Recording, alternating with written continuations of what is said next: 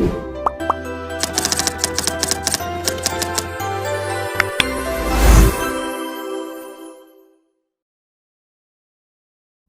everyone and welcome today.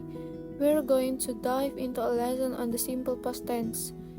Using a beautiful poem by the famous English poet William Wordsworth, the poem will focus on Is I Wander Lonely as a Goat. By the end of this lesson, you'll be able to identify verbs in the past tense, differentiate between regular and irregular verbs, and understand the time expression that help us pinpoint when an event occurred. Let's get started. William Wordsworth was a central figure in the Romantic era.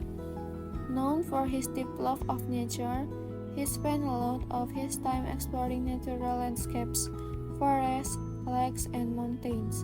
One day, while walking by a lake, he saw a beautiful field of daffodils.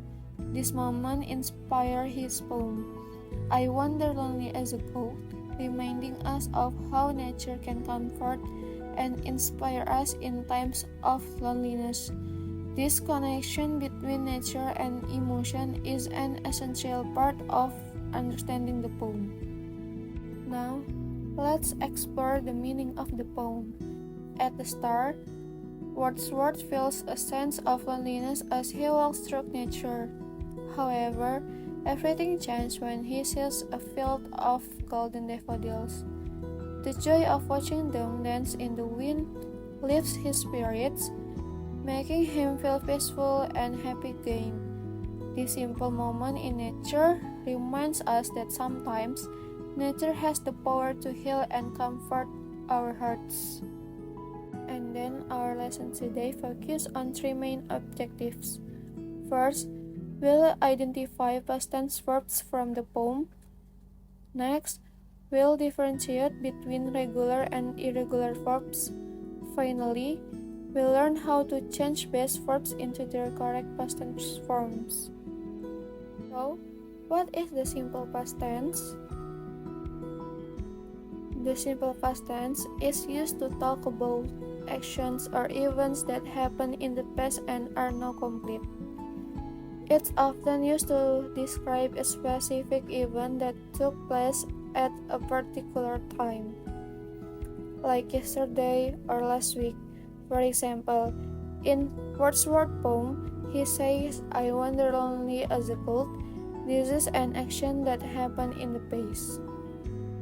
Let's now look at the structure of the simple past tense. First, affirmative sentences, subject plus verb to the past form of the verb. For example, I wandered.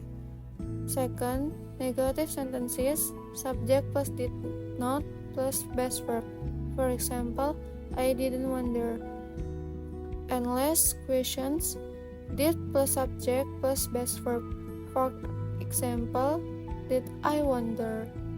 Now, let's look at some examples from the poem. Here are a few sentences in the simple past tense. First, I wander lonely as a goat. Second, I saw a crowd, a house of golden daffodils. Third, the wave beside them danced. Fourth, a cloud that floated on high. And last, they stretch in never-ending line. In the simple past tense, we have two main types of verbs. First, regular verbs. These verbs add "ed" to their base form like wandered or danced.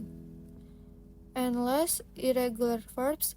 These verbs change form entirely, like see, saw, or go, went. Time expressions are important when we talk about actions that happen in the past. In the poem, Wordsworth uses words like I wander to indicate that the action took place early. The phrase, when on my couch I lie, is used to show the poet's present reflection on past events. Notice how the poem contrasts the past with the present, helping us understand that this experience occurred early. Now, let's practice. Here's an exercise where you need to change the verbs into the simple past form. Take a moment to fill in the blanks.